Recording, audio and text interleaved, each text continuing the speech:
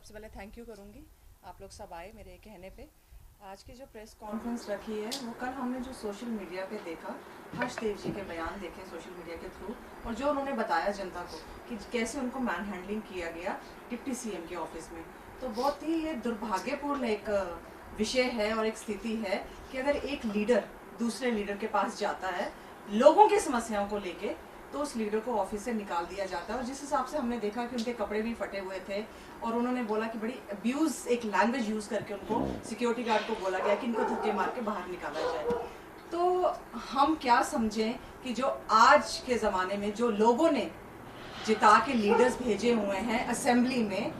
तो उनके पास अगर एक दूसरा लीडर जाता है जो इस समय कुर्सी पे नहीं है, तो उनके साथ अगर ऐसा व्यवहार किया जाएगा तो आम जनता के साथ कैसा व्यवहार किया जाएगा। जिस हिसाब से जो हर्षदेव जी ने कहा, जो हमारे एक्स मिनिस्टर रहे हैं स्टेट के और हमारे उधमपुर को बिलोंग करते हैं और उन्होंने काम भी किया है, उनके साथ ऐसा व्यवहार, तो हमें ये लगता है कि जो आज के ज़माने में लोगों ने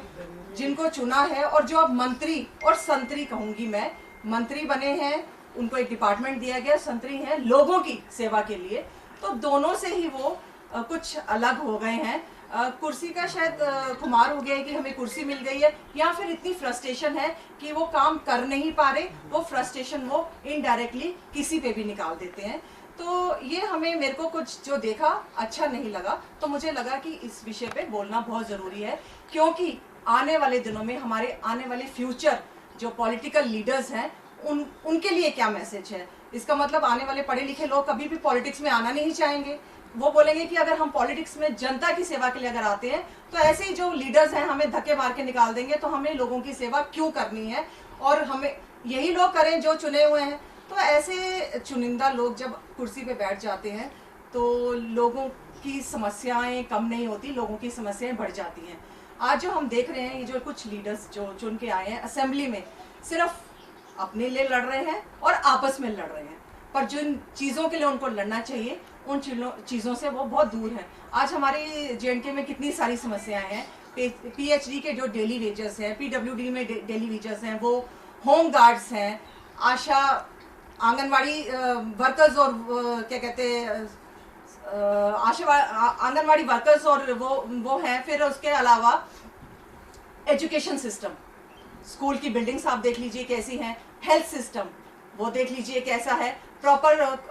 हमारे वहाँ टेक्नीशियंस नहीं हैं, लैब्स हैं तो टेक्नीशियंस नहीं हैं, डॉक्टर्स पूरे नहीं हैं, मेडिसिन कैसी हैं वो देख लीजिए। जनता जब हॉस्पिटल्स में जाती है तो इल ट्रीट किया जाता है, उनको प्रॉपर देखभाल उनकी नहीं होती। और उसके अलावा आप देख लीजिए और बहुत सारे ऐसे कुक हमारे हैं जो सड़कों पे हैं, जिनकी तनख्वाहें नहीं बढ़ रही, और पर इन लोगों को उन चीज़ों पे असेंबली पे बोलना ही नहीं है। और अगर एक लीडर जो लोगों की समस्याएं लेके दूसरे लीडर के पास जाता है तो वो इतने फ्रस्ट्रेशन के साथ उनको निकाल दिया बाहर, ऑफिस से निकाल दिया जाता है। तो ये हमें अच्छा नहीं लगा, क्योंकि आज ही लीडर नहीं बने, इनके अलावा भी बहुत लीडर रह चुके हैं स्टेट में जो लोगों के साथ जुड़े थे, लोगों के लिए काम करते थे। उसमें गुलाम नबी आज़ाद साहब भी आते हैं जो हमारे एक्स सीएम हैं, हमारे चौधरी लाल सिंह जी आते हैं, उनसे वो भी हैं, और हर्षदेव जी भी हैं, और इसके अलावा भी कुछ ऐसे लीडर्स हैं जो लोगों की सुनते हैं और फिर उस पर काम करते हैं। तो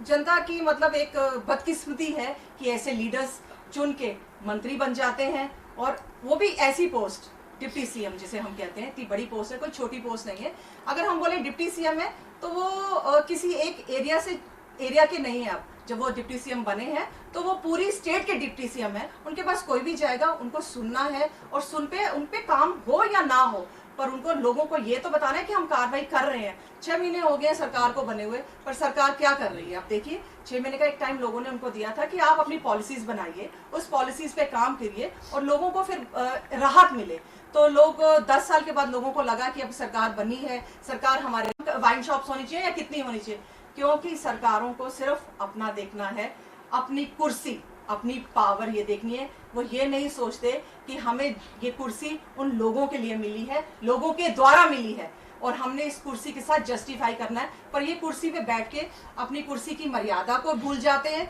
उसके बाद फिर ये कुछ भी करते हैं। तो ऐसे लीडर्स मुझे लगता है कि ना हो तो बेहतर है, और लीडर्स हों तो वो हों जो लोगों के लिए, लोगों की बेहतरी के लिए काम करें। और उसमें हम ये कहते हैं कि जिस हिसाब से हर्षदेव जी ने एक और बात कही थी कि गाली गलौज, तो माँ बहन की गाली देना कहाँ तक जस्टिस है, क्योंकि ये ऐसी भाषा, अब्यूजिव भाषा जब हम यूज करते हैं, यही हमारी आने वाली फ्यूचर जनरेशन भी सीखेंगी। तो आप आपस में बात कर रहे हैं, आपस में एक दूसरे के साथ तर्क वितर्क कर रहे हैं, तो उसमें आप लेडीज की गालीज वो सब क्यों बीच में ऐसी अब्यूजिव लैंग्वेज क्यों ले आते हैं? क्या उनका कसूर है? जो घर में माँ बैठी है, बहन बैठी है, उसको आप साथ में जोड़ देते हैं। तो मुझे लगता है कि आपके माध्यम से मैं यही कहूंगी, हमारे जो सीएम साहब हैं उनको एक बार देख लेना चाहिए कि उनकी कैबिनेट मिनिस्ट्री में कैसे लोग हैं, कैसे लोग होने चाहिए। और अगर चेंज भी करना पड़े तो क्या फर्क पड़ता है कि काम करने वाले लोग ही चाहिए ना जनता के लिए। तो अगर उनको चेंज कर दिया जाए तो बेहतर है कि कोई अच्छे अच्छे और बेहतर लीडर्स आए, ताकि वो समाज के लिए भी एक